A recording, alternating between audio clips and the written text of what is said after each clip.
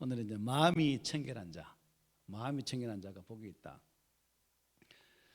성경을 보면 이 마음 계속 보면서 마찬가지죠. 카르디아라는 단어를 씁니다. 헬라어로. 그러니까 지증의, 지적인 요소, 감정적인 요소, 의지적인 요소가 총망라한 그 마음, 우리의 마음 전체라고 이렇게 표현을 하고 있습니다. 그래서 이 마음 전체를 통해서 하나님을 따르는 자가 복이 있다는 거죠. 그런데 아담 이후로, 하와 이후로 우리 인간은 죄된 속성을 가지고 있기 때문에 이 마음이 온전치를 못하다는 거죠. 깨졌다는 거죠. 파괴됐다는 거죠. 지정의 이 세 가지 요소가 온전함으로써 있는 것이 아니라 깨진 상태이기 때문에 그 깨진 마음으로는 하나님을 온전히 따를 수 없다라는 것이 바로 이렇게 볼 수 있는 것 같습니다. 그래서 성경에 보면 인간의 마음, 즉 생각과 지적인 부분 있어서 이것이 망가져 있다고 말씀하고 있거든요. 그래서 망가져 있기 때문에 어떻게 되는가? 로마서 1장 21절에 바울은 이렇게 말해요.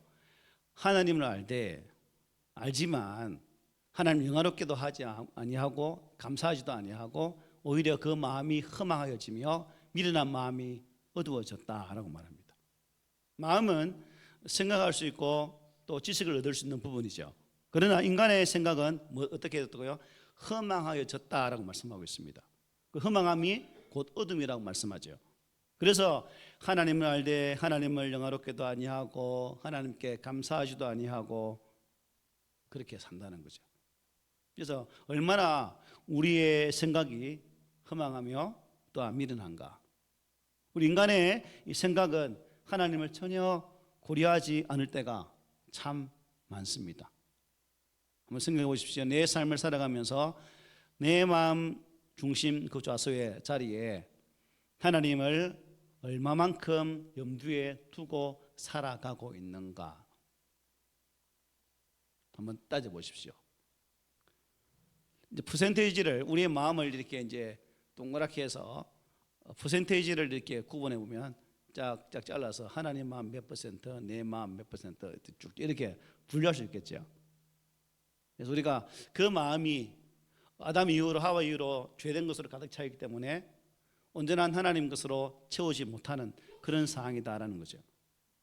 그래서 사람들은 마음이 이미 죄로 차 있기 때문에 하나님을 전혀 두려워하지를 않아요. 여러분 하나님 무서워합니까? 앉아 계신 분들은 무서워하실 거야. 하나님 무서워요. 죄가 우리 마음의 중심을 꽉 차 있으면 전혀 그런 게 없다는 거죠. 그래서 사람들은 자신의 영리를 위해서 삶을 보면 많이 속이잖아요, 그죠? 속고 속는 것이 이 세상입니다. 요즘에 이제 모든 상품에다가 농산물이나 또 수산물이나 이 보면 뭘 표기하죠? 산지, 어디서 이게 나왔는가 분명히 명시하게 되어 있습니다. 그런데 그것도 이제 국내산, 중국산, 일본산, 베트남산, 인도네시아산 이 산산산 출신에 따라서 그 가격이 달라진다는 거죠. 그래서 어느 지역이 가장 비싸죠? 국내산. 그래서 사람들이 그것을 둔갑시키죠. 국내산 몇 퍼센트, 수입산 몇 퍼센트 섞어서 국내산 이렇게 표기해서 팝니다. 왜요? 이윤을 더 많이 취하기 위해서. 이런 사람은 어느 정도 양심이 있죠. 섞는 거니까. 근데 양심이 완전히 무너진 사람은 중국제를 갖고 국내산 이렇게 파는 경우도 허다하죠. 그래서 요새 보면 그 자루채 막 이렇게 압수당해서 잡혀가는 그 모습들을 보게 됩니다. 그래서 계속 이게 이제 한번 하다 보면 장꾀가 요령이 죄짓는 요령도 그죠? 가지 방법으로 발달합니다. 사람머리가 좋은 쪽으로 발전하면 참 좋은데 안 좋은 쪽으로는 가르쳐 주지 않아도 저절로 이렇게 아주 뛰어난 최첨단의 모습으로 변화되는 그런 것을 보게 되죠. 또 한 번 거짓말하면 거짓이 무엇을 낳죠? 또 거짓을 낳습니다. 그래서 나중에 눈덩이는 큰 거짓말로 살아가는 모습도 보게 됩니다. 그 잘못을 또 죄가 있으면 또 그 죄를 감추기 위해서 또 해요? 속이는, 남을 속이려고 하는 게 우리 마음이 깨진, 마음이 상한, 마음이 죄로 찬 우리 인생들의 모습이다라는 겁니다. 그래서 우리 인생을 살아가면서 이 속이는 생각들, 어리석은 생각들, 이러한 생각들을 얼마나 많이 하는지 몰라요. 겉으로는 착한 척, 우리 척 잘하잖아요. 척, 있는 척, 뭐 하는 척. 그렇게 하지만 악한 생각으로 가득 차 있다는 겁니다. 이것을 보아서 우리는 인간들의 생각은 어떤 상태인가? 부패한 상태구나 라고 말할 수 있어요. 그래서 인간의 마음, 또 감정적인 부분도 마찬가지죠. 바울은 이 감정적인 부분도, 우리의 정적인 부분도 철저히 부패해 있단 말이에요. 로마서 1장 28절에 이렇게 말합니다.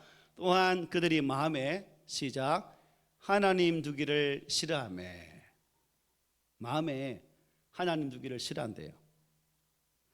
싫어한다는 것은 감정이죠. 감정. 인간의 감정은 하나님을 사랑하지 않는다는 겁니다. 오히려 하나님을 싫어하고 하나님을 원수로 여긴다는 거예요. 그럼 이런 말을 아닌데요, 내가 하나님을 사랑하는데요, 내가 하나님을 미워한다니, 목사님 말 그렇게 하면 서운합니다. 또 전화 와서 따질까 아이가 모르겠다. 그렇게 말할 분도 있다는 거죠. 예를 들어서 제가 한번 볼게요. 예배를 한번 생각해 봅시다. 대부분의 사람들이 하나님을 만나는 것을 매우 귀찮아하고 싫어하기 때문에 예배를 소홀히 여겨요. 동의합니까? 또한 하나님과 대화하는 기도의 시간이 얼마나 부담스러운지, 사람들 간에 카페에 앉으면 최소한 30분 이상은 기본이죠. 많게는 2시간까지 가는 경우 보게 됩니다. 그런데 하나님의 기도의 자리는 5분이 부담스러워. 내만 그런가? 부담스러워요. 또 마땅히 또 사랑해야 할 형제들을 향해서도 미워할 때가 참 많죠. 그래서 요한은 이렇게 말합니다. 요한 1서 2장 9절로 11절에 이렇게 말해요. 빛 가운데 있다 하면서 그 형제를 미워하는 자는 지금까지 어둠에 있는 자요, 그 형제를 사랑하는 자는 빛 가운데 거하여 자기 속에 그리낌이 없으나 그의 형제를 미워하는 자는 어둠에 있고 또 어둠에 행하며 갈 곳을 알지 못하나니 이는 그 어둠이 그의 눈을 멀게 하였습니다 고 말합니다. 이 말씀으로 비춰보건대 여러분 모르겠습니다. 제 감정은 심각한 부패의 상태에 빠져있는 인생이다. 김효성은 이 마음이 부패했다라고 고백합니다. 형제를 사랑하지 못하거든. 왼수 같거든요. 왜 그럴까요? 내 마음이 부패했기 때문에. 부패했다.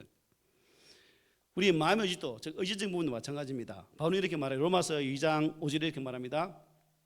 다만 내 고집과 회개하지 아니한 마음을 따라 진노의 날 곧 하나님의 의로우신 심판이 나타나는 그 날에 이 말 진노를 내게 쌓는도다 말했어요. 우리 인간은 하나님께 순종하도록 창조되어졌죠. 맞죠? 그래서 우리는 의지를 다해 그 하나님의 앞에 순종해야 됩니다. 그래서 순종하면서 사는 것이 정당한 우리 인생의 바른 방향인데, 근데 우리 대부분 사람들은 고집 피우고 말씀에 대해 정확하게 들으면 회개하지도 않아. 그죠? 이게 우리 인생이란 거예요. 잘못된 길을 알면서도 고집 부리고 회개하지 않는 경우가 많다는 겁니다. 우리가 자녀를 다 길러봤잖아요. 네가 살아왔던 삶의 방향을 돌아보면 이 길을 가르치면 나의 자녀가 반드시 실패할 확률이 높아. 그래서 이렇게 가르쳐야지 라고 가르치면 말 잘 듣죠? 안 들어요. 물론 우리 집 애들은 말 안 듣더라고. 여러분 자녀는 잘 듣는지 모르겠지만. 부모의 경험, 부모들이 살아왔던 그 발자취의 모습을 통해서 그 살아왔던 모습을 가지고 이렇게 가르치면 당신네들의 길은 당신의 길이고 내 길은 내 길이요 라고 지들 길로 가려고 하다가 된통 깨지고 난 후에는 후회하는 경우가 많죠. 이게 우리 가정에서 비비하게 일어나는 일들입니다. 그러므로 우리가 한 개념이 있어서 그 사람을 정말 사람으로 만드는 것은 이 마음인데요. 마음을 구성하는 지, 정, 의가 다 부패했기 때문에 우리 스스로는 이 부패한 마음을 어떻게 회복시켜 나가지 못한다는 거예요. 그런데 사탄은요, 그렇지 않죠. 된다. 하면 된다. 라고 달콤하게 꼬시는 거죠. 예레미야 이렇게 말합니다. 만물보다 거짓되고 심히 부패한 것은 마음이라 누가 능히 이것을 알겠습니까? 어제 유튜브 보니까 그 아구 회를 뜨는데요. 아구도 회가 맛있대요. 아무 맛은 모르는데 어리 부분을 먹냐면 꼬리 부분을 이렇게 해서 먹는데요. 그래서 또 아구는 버릴 게 있습니까? 버릴 게 없죠, 그죠? 내장도 거의 다 먹거든요. 모르지, 여러분. 내장 원래는 그 아구찜 먹으러 가면 그 내장도 줘야 된다, 안 주더라고. 그 부분 또 따로 팔거든 사람들이. 그게 안 주면 내장 안 줍니까? 말해보세요. 줄 수도 있어요. 그게 쪼개쪼개 맛있습니다. 그런데 그 내장을 쪼개는 순간 썩은 내가 엄청나더라는 거죠. 그 아구만 썩었겠어요. 우리의 마음도 부패했는데. 그래서 바울은 이렇게 말합니다. 기록된 바 의인은 없나니 하나도 없다. 깨닫는 자도 없고 하나님을 찾는 자도 없고 다 치우쳐 함께 무익하게 되고 선을 행하는 자는 없나니 하나도 없다. 아주 탁 잘라서 말합니다. 그래서 이렇게 부패한 심령은 결코 하나님의 근처에 가게 되나 안 가게 되나 갈 수가 없는 거죠. 따라서 하나님과 교제할 수도 없어요. 나아가 영원한 천국에도 갈 수가 없죠. 갈 곳이란 어디입니까? 소월, 지옥밖에 없는 거죠. 지옥 가려고 여기 앉아 있나요? 아니겠죠. 그래서 오늘 본문은 마음이 청결한 자는 어떻게 해요? 복이 있다라고 하는데 인간의 가장 부패한 이 마음이 어떻게 하면 청결하게 되는 것일까? 혹시 방법 있으면 가르쳐 줄래요? 꺼내서 수세미로 팍팍 문질러서 퐁퐁에 담가서 이렇게 막 씻어내야 됩니까? 어떻게 하죠? 어떻게 씻을래요? 우리 부패한 우리 마음, 냄새나는 그 우리의 마음을 어떻게 여러분 깨끗이 씻어서 청결하게 해서 복을 받을 수 있도록 만들 수 있을까요? 어떻게? 그래서 우리가 이제 안 되니까 방법이 없구나. 그럼 우리가 어떻게 생각합니까? 원래 나란다면 그렇지요. 내가 원래 그래요. 내가 이렇게 자각합니다. 또 어떻게 할까요? 인간이 다 그렇지 라고 자위를 하죠. 그래서 그래서 그냥 빠져 지냅니다. 그러면 우리는 영원토록 그 복과는 상관이 없는 그런 사람이 되는 거죠. 그래서 모든 인간들은 양심이 있기 때문에 각자의 방법대로 그 더럽혀진 그 마음들을 어떻게든 청결해 보려고 애를 쓰긴 해요. 사람들은 종교를 통해서, 교육을 통해서, 또 금욕주의 철저하게 자신을 쳐서 세상과 구별하고 속세로 떠나 산속 깊이 들어가서 이렇게 돌을 닦으면서 지내기도 합니다. 그런데 그런 돌을 닦아도 그 길을 갈 수 있을까요? 갈 수 없는 게 우리 인생이라는 거죠. 그 종교로는, 이 땅의 것으로는 우리의 더럽혀진 마음을 청결하게 할 수 있는 방법이 있다 없다? 없는 거죠. 그래서 사탄은 이렇게 말합니다. 그래도 할 수 있다고. 돌을 닦으면 아주 이상한 경지에 도달하게 되고, 또 나를 참 이렇게 자학하고 이렇게 나를 힘들게 하면 또 새로운 경지에 도달해서 우리가 바로 신의 그러한 경지에 도달하게 돼. 한번 돌을 닦아봐 라고 사단이 속삭여요. 여러분은 그런 속삭이 못 들어보셨습니까? 황홀한 경지. 사람이 마약을 왜 할까요? 바로 그런 거죠. 저는 마약 안 먹어서 모르겠는데 마약을 먹으면 뽕이니까 뽕갑이죠. 마약을 뽕 아닙니까? 뽕. 뿅 간대요. 아재 개그. 그래서 사탄은 계속 우리에게 이렇게 속삭이는 거죠. 사탄의 속성이 뭐예요? 거짓말하는 자, 거짓말하는 자. 이 땅에 먹으면 안 되는데 사탄은 된대요. 된대. 그래서 그 속임에, 그 거짓에 우리는 넘어가서는 안 된다는 겁니다. 그래서 요한 사도는 요한 1장 8절에서 이렇게 말합니다. 만일 우리가 죄가 없다고 말하면 스스로 속이고 또 진리가 우리 속에 있지 아니할 것이다 라고 말합니다. 무슨 의미냐? 정상적인 사람은, 즉 바른 신앙으로 살고자 애쓰는 사람은 그 죄에 대하여서 뭐 한다는 거예요? 회개를 할 수 있지만 그리스도에 노예된 자는 그렇게 안 된다는 거죠. 그렇다면 우리가 사람으로서 이 땅의 방법으로서 이게 마음을 청결할 수 없는데 그 해답이 어디에 있을까? 나의 마음이 정말 청결하게 되는 방법이 어디에 있을까? 그 해답은 하나님 안에서만 해결할 수 있다는 거죠. 누가 안에서만요? 하나님 안에서만. 인간의 마음을 청결하게 하실 수 있는 분은 우리 인간의 마음을 창조하신 누구예요? 하나님 한 분밖에 없다는 거예요. 이 땅의 것으로 안 된다는 거죠. 그렇다면 하나님께서 내 마음을 어떻게 청결하게 하시는 걸까요? 어떻게? 여기 청결이라는 단어가 무슨 의미냐면 유대교에 의하면 물로 씻어낸다는 의미입니다. 씻어낸다. 그런데 아까 제가 말씀드렸죠. 우리의 마음 물로는 안 된다 했죠. 그래서 하나님께서는 물로는 안 되기 때문에 우리의 이 죄된 것을 씻기 위해서 구약에서는 어떻게 합니까? 어린 양의 피로 우리의 죄를 씻는 작업을 합니다. 제사에 나가면서 번제와 번제물을 드려서 피를 받아 뿌리고 제단에 뿌리고 사람들에게 뿌리는 그 작업을 통해서 그 피로 말미암아 내 죄의 가리움을 당하게 했다는 거죠.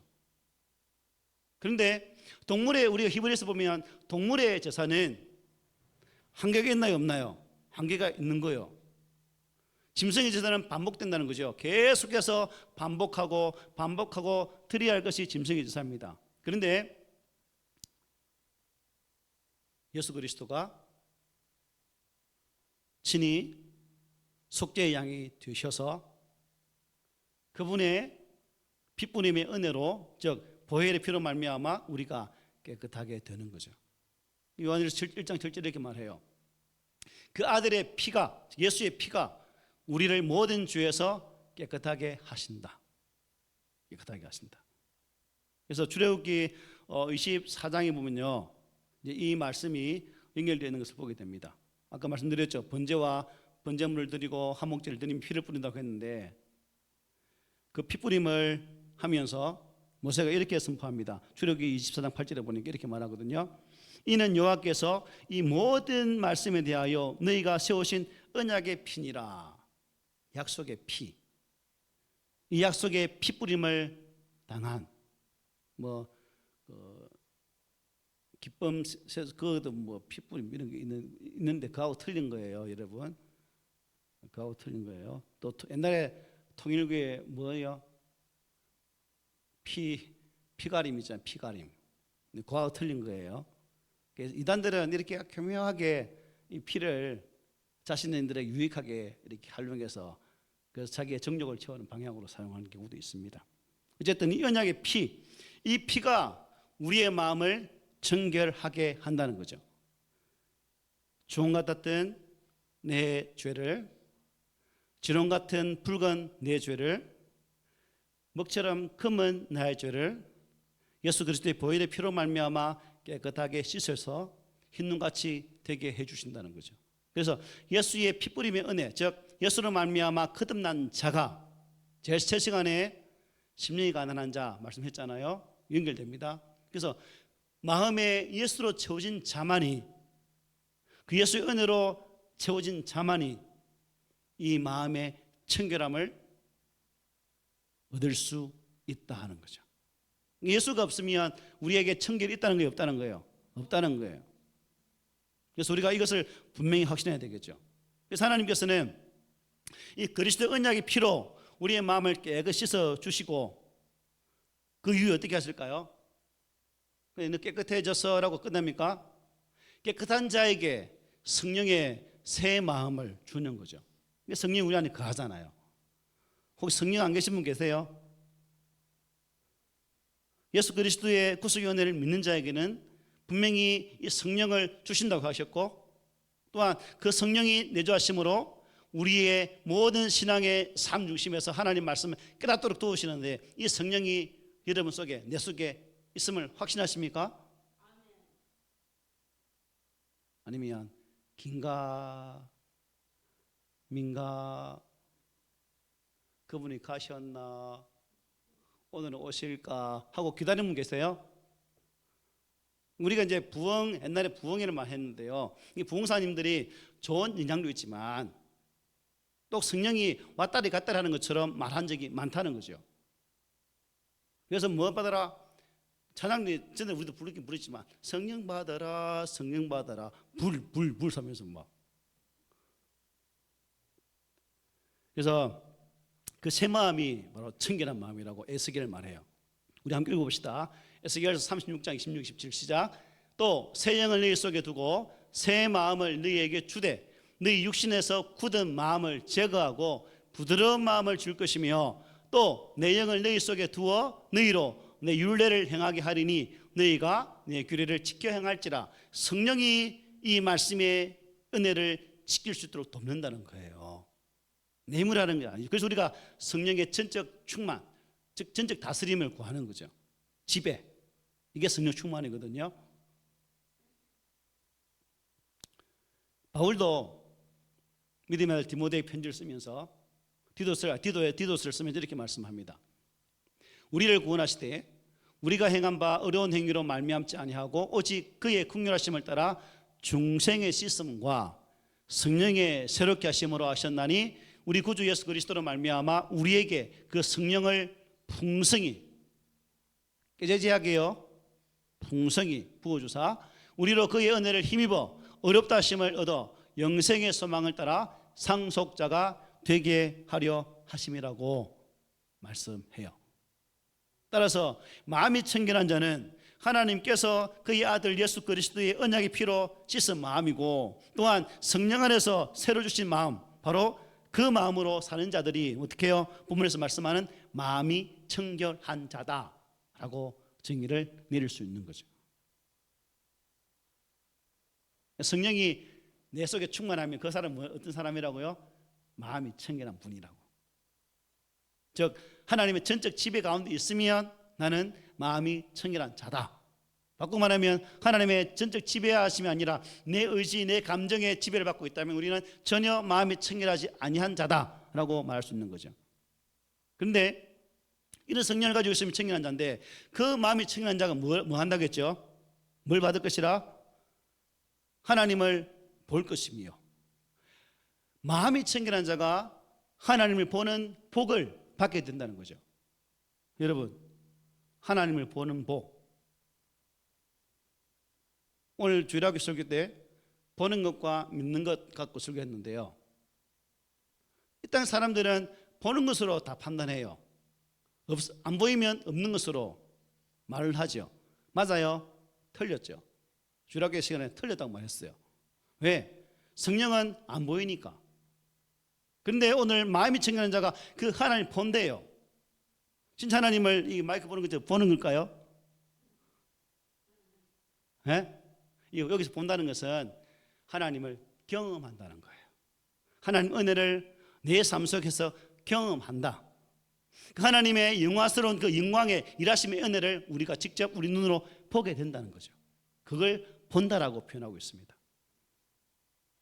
출애굽기 24장 11절 이렇게 말합니다. 하나님이 이스라엘 자손들의 존귀한 자들에게, 어떤 자들에게요? 존귀한 자들에게 손을 대지 아니하셨고 그들은 하나님을 뵙고 먹고 마셨더라.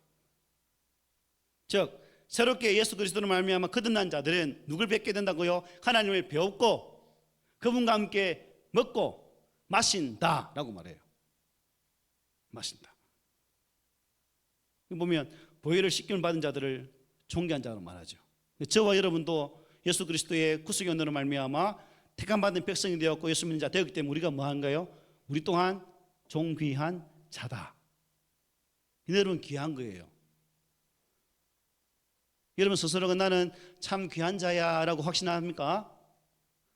에이 내가 뭐 귀해 라고 생각하십니까? 우리 김순자 모친 지금 병원에 가 있는데요. 이제 잠이 오니까 이제 우스갯소리 한번 하고 넘어갈게요.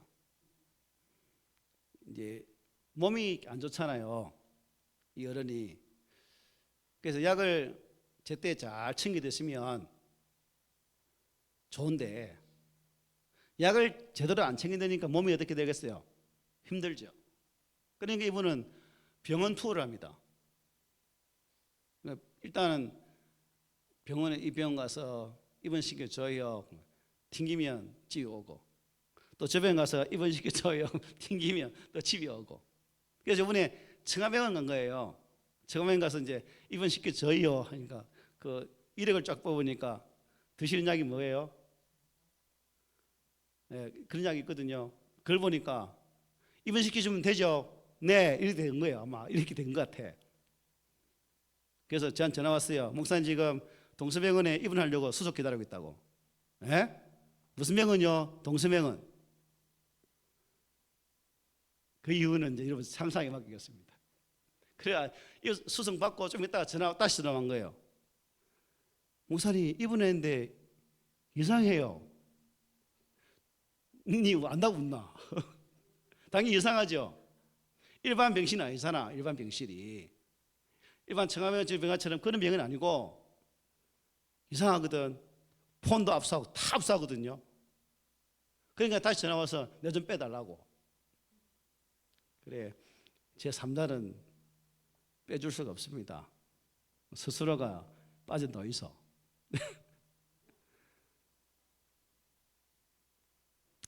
왜냐하면 확신이 없으면 그렇게 말하죠. 신방 가서도 저 혼자서 신방 자주 하거든요.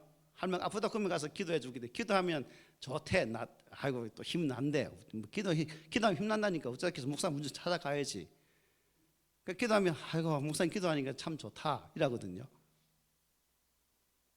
문제는 그 어른한테 저는 항상 야단치듯이 말하는 게 제발 확신하세요. 확신을.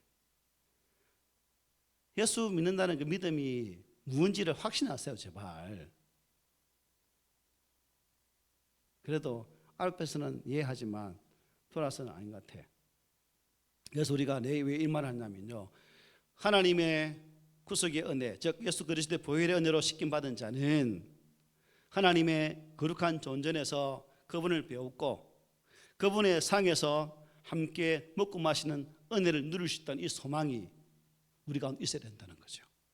그 나라에 대한 소망. 그 나라가 하늘나라잖아요. 우리 할매들 하늘나라 갈 확신 있지요? 그 하나님의 거룩한 상에서 함께 둘러앉아 하나님과 함께 그분의 얼굴을 뵙고 함께 먹고 마실 확신 있지요? 아멘 해보세요. 영애 집사님 들어보세요. 확신해요? 에헤이 또 열심히 해. 내 열심은 안 된다니까. 확신이 있어야 돼요. 자다가 머리를 팍 쑤시면 바로 예수 그리스도로 나와야 된다니까.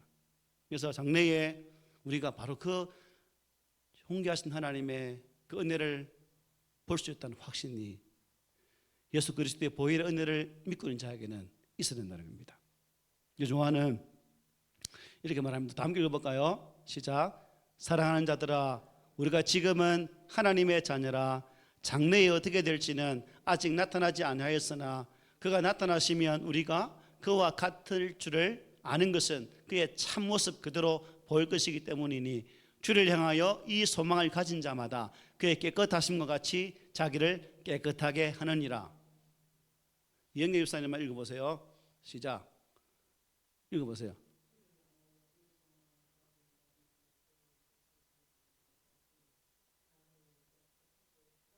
네. 뭘 가진 자가? 소망을 가진 자가. 아시겠어요? 그 사도 바울은 이렇게 말합니다. 우리가 다 수건을 벗은 얼굴로 그를 보는 같이 주의 영광을 보매 그와 같은 형상으로 변화하여 영광에서 영광에 이르니 곧 주의 영으로 말미암음이니라 라고 말했어요. 여러분 표정 보니까 빨리 맞춰야 될 것 같아요. 마음이 청결한 자는 하나님을 보게 되는 복을 누리는데 그 본다는 의미는 뭐예요? 하나님을 경험하는 것이다 라고 말했습니다. 경험하는. 그 경험한다는 것은 하나님의 영광에 동참한다는 겁니다. 그래서 저도 그렇고 여러분도 그렇고 이 땅에 한정된 삶을 사는 존재이기 때문에 완벽할 수는 없습니다. 그죠? 그러나 내 속에 거주하시는 계시는 그 성령의 힘을 항상 요청하십시오. 그분의 힘을 의지하십시오. 그럴 때 우리는 마음이 청결한 자로서의 삶을 살 수 있는 것이고 우리의 삶의 자리에서 하나님을 경험하게 될 것입니다. 바울은 디모데에게 이렇게 말합니다. 또한 너는 청년의 정욕을 피하고 주를 깨끗한 마음으로 부르는 자들과 함께 의와 믿음과 사랑과 화평을 따르라. 세상에 물들지 말라는 거죠. 그래서 우리 성도들도 세상 사람들의 부류에 휘말려서 함께 둥둥 내려가는 그런 자가 아니라 하나님의 거룩한 말씀 위에 서서 세상의 물을 역류하며 거룩한 진리를 따라 나아가는 그러한 성도들이 되셔서 오늘 주시는 말씀처럼 마음의 청결함으로 하나님을 바라보는 그 은혜가 우리의 삶 속에 가득하기를 소망합니다. 나의 의지, 나의 감정, 나의 지적인 요소들을 다 내려놓고 오직 한 분 우리 주 예수 그리스도를 따름으로 마음이 청결한 자라 인정받으시고 하나님을 경험하는 복을 누리는 주인공들이 되십시오. 아멘.